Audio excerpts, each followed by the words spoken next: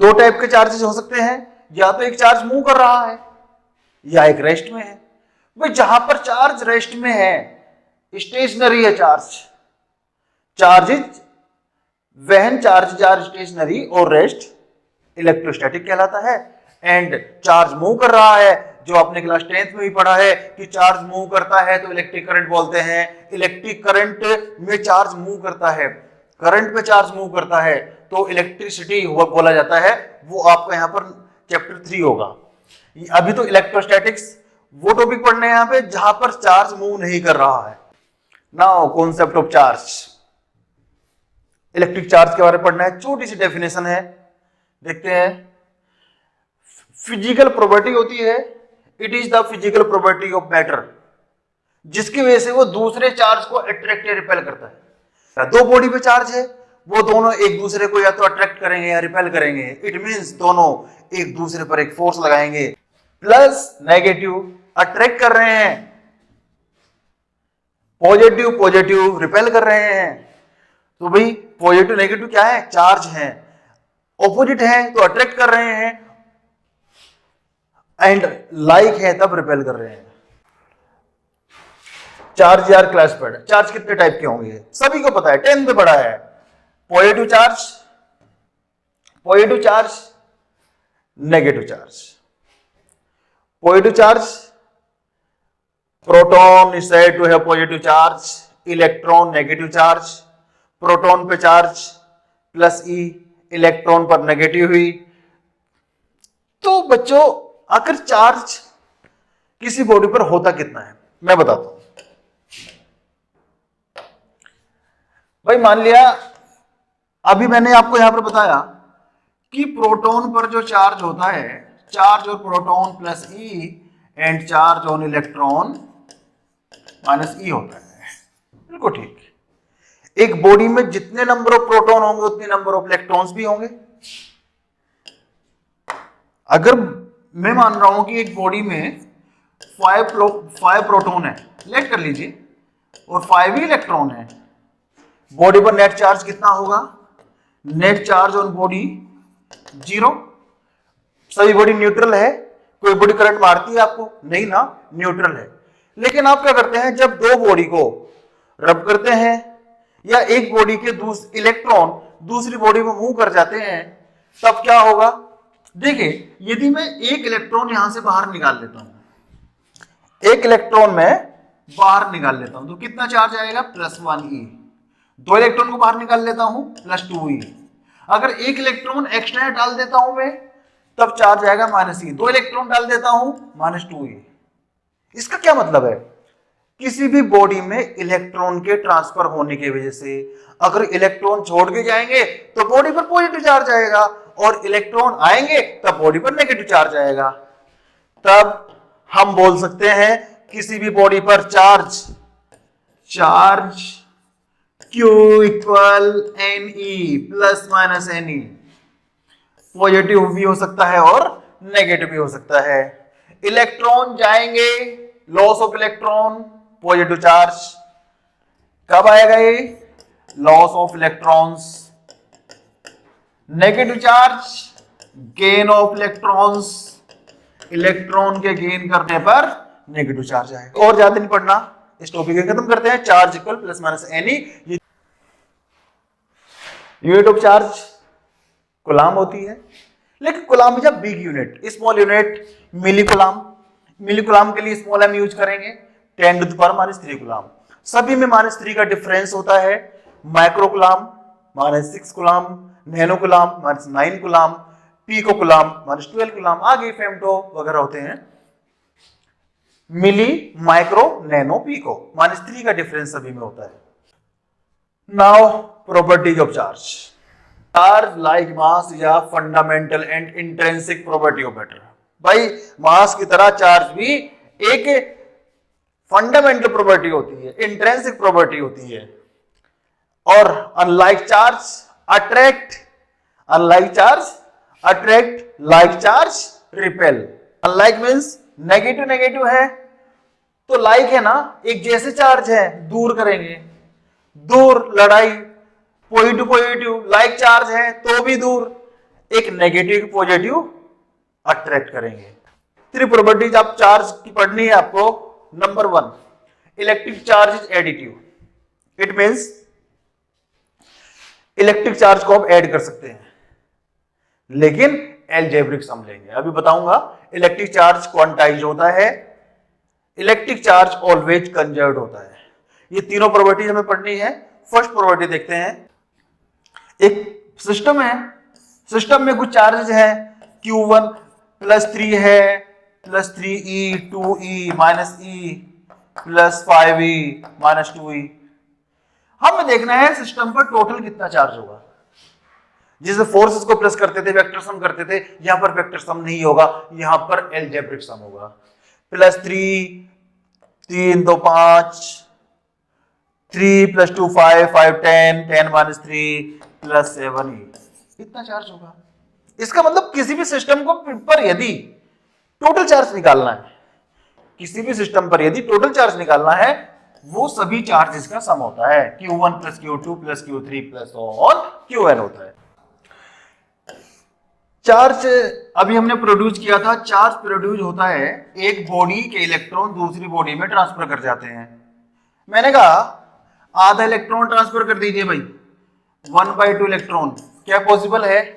Electron को divide नहीं किया जा सकता। मैंने कहा 1.5 इलेक्ट्रॉन ट्रांसफर कर दीजिए, पॉसिबल है नहीं ना।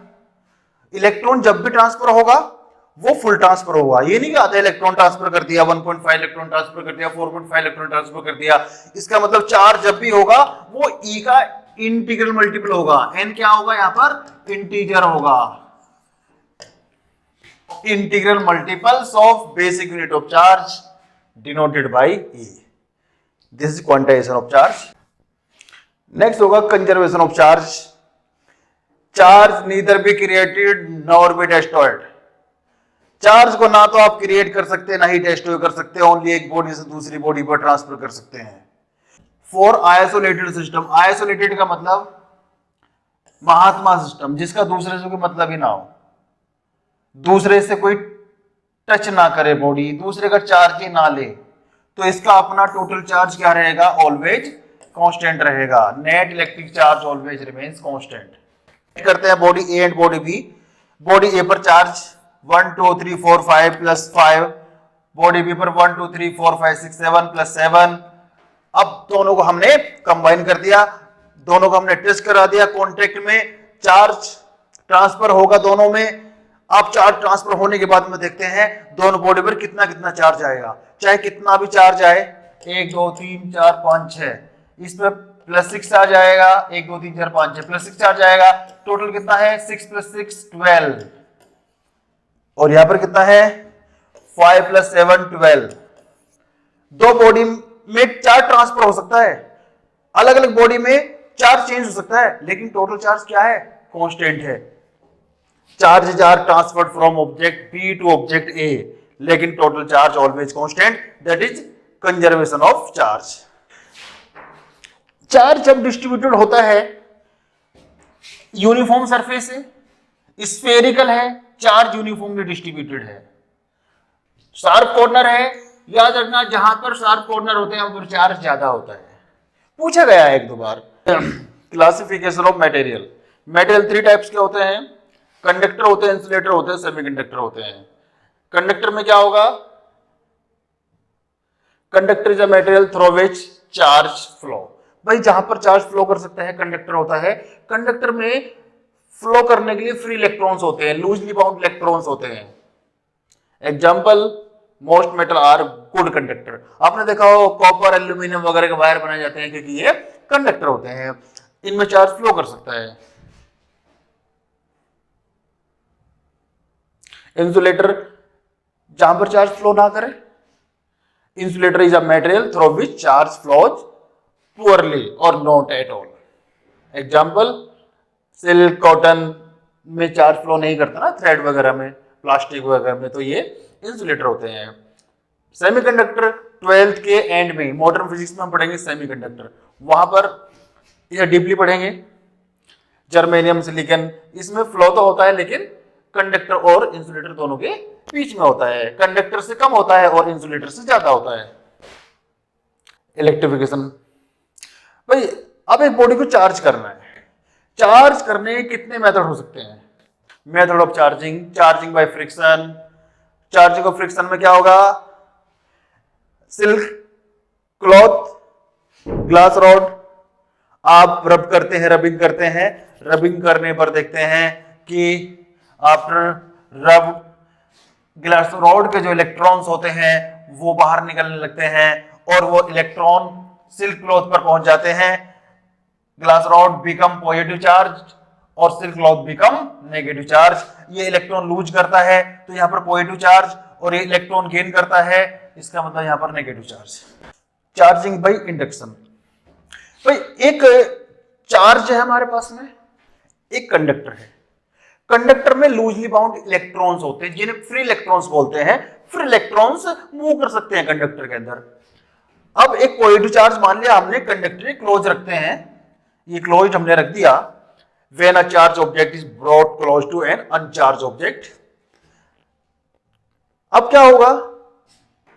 पॉजिटिव चार्ज कंडक्टर के नेगेटिव चार्ज को अट्रैक्ट करेंगे और नेगेटिव चार्ज लेफ्ट में मूव कर जाएगा। राइट में क्या रह जाएगा? पॉजिटिव चार्ज रह जाएगा, राइट में पॉजिटिव चार्ज। इसको अर्थिंग कर देते हैं। अर्थ एक इनफाइनाइट कैपेसिटी का एक कंडक्टर होता है, तभी टोटल पॉजिटिव चार्ज अर्थ को ट्रांसफर हो जाता है और इस कंडक्टर को हम सेपरेट कर लेते हैं और देखते हैं जितना नेगेटिव चार्ज आया था ये पूरे कंडक्टर पर डिस्ट्रीब्यूट हो जाएगा। इसका मतलब यदि पॉजिटिव चार्ज है तो हमने नेगेटिव चार्ज क्रिएट कर लिया, यहां पर नेगेटिव चार्ज होता हम पॉजिटिव चार्ज क्रिएट कर लेते। Charging by conduction. एक चार्ज है हमारे पास में, चार्ज ऑब्जेक्ट है और एक कंडक्टर है।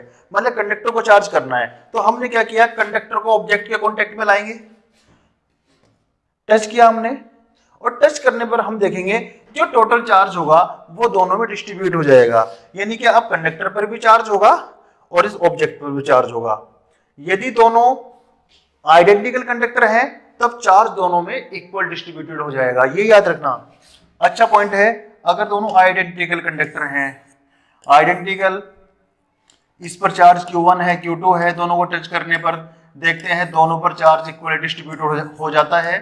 काफी क्वेश्चंस हैं, प्रॉब्लम्स हैं, ये हम करेंगे, लेकिन कब होगा? आइडेंटिकल कंडक्टर्स होंगे। अगर आइडेंटिकल नहीं है तब दोनों का हम V इक्वल करते हैं, चैप्टर 2 में आएगा टॉपिक। इलेक्ट्रोस्टैटिक फोर्स को पढ़ने से पहले फोर्सेस के type, number 1 contact forces, number 2 non contact forces. भाई जब बॉडी कॉन्टेक्ट में हो, जैसे एक बॉडी दूसरी बॉडी के रिलेटिव मूव कर रही है तब फ्रिक्शन फोर्स लगता है, कॉन्टेक्ट फोर्स होगा। नॉर्मल डायरेक्शन, एक बॉडी दूसरी बॉडी पर फोर्स लगाती है, वो भी नॉर्मल डायरेक्शन लगाती है, कॉन्टेक्ट फोर्स होगा। टेंसिल फोर्स, एक स्ट्रिंग को आप खींचेंगे तभी स्ट्रिंग आप पर फोर्स लगाएगी, ये थोड़ी स्ट्रिंग दूर से ही आपको खींच लेगी। Non contact forces, gravitational, two bodies हैं M1 M2, दोनों दूर रखी हुई है लेकिन फिर भी एक दूसरे पर फोर्स लगाती है। मैग्नेटिक फोर्स, दो मैग्नेट हैं दूर रखी हुई हैं तब भी एक दूसरे पर फोर्स लगाती हैं। इसी टाइप का एक फोर्स होता है इलेक्ट्रोस्टैटिक फोर्स, ये भी नॉन कॉन्टेक्ट फोर्स का ही एग्जांपल है। यहां पर चार्ज रखे होंगे, चार्ज डिस्टेंस पर होंगे तब एक दूसरे पर फोर्स लगाएंगे। कूलॉम्स लॉ में क्या होगा? भाई दो चार्जेज होंगे Q1 Q2, दोनों के बीच में डिस्टेंस R, दोनों चार्जेज एक दूसरे पर या तो एट्रैक्टिव फोर्स लगाएंगे, या तो अट्रैक्ट करेंगे या रिपेल करेंगे। उस फोर्स का मैग्नीट्यूड कूलॉम ने बताया, फोर्स ऑफ अट्रैक्शन और repulsion between any two electric charges at rest is directly proportional to the product of the charges and inversely proportional to square of the distance between the charges। दोनों को combine करें तो F directly proportional to Q1 Q2 upon R square होगा। Proportionality sign हटाने के लिए constant लगा देंगे K, then F equal K Q1 Q2 upon R square, ये कूलॉम्स लॉ है। अब कांस्टेंट K की वैल्यू क्या? That constant K will be 1 upon 4 pi epsilon naught, where F 1 upon 4 pi epsilon naught, K की value 1 upon 4 pi epsilon naught। Here epsilon naught is electrical permittivity of air और free space. Epsilon naught की value find out करते हैं cross multiply करके Q1 Q2 upon F4 pi R square. Constant K की value 1 upon 4 pi epsilon naught, where epsilon naught electrical permittivity of air of और free space. Epsilon naught की value air और free space के लिए 8.85 10 to the power -12 unit यहां से निकाल सकते हैं coulomb square upon newton, 4 pi unit होगी नहीं मीटर स्क्वायर। एप्सिलॉन नॉट की value 8.85 10 to the power -12 coulomb square upon newton metre square. And value of 1 upon 4 pi epsilon naught, अगर total value देखें 1 अपॉन 4 पाई एप्सिलॉन नॉट की total value देखें 9 into 10 to the power 9 unit होगी newton metre square upon coulomb square.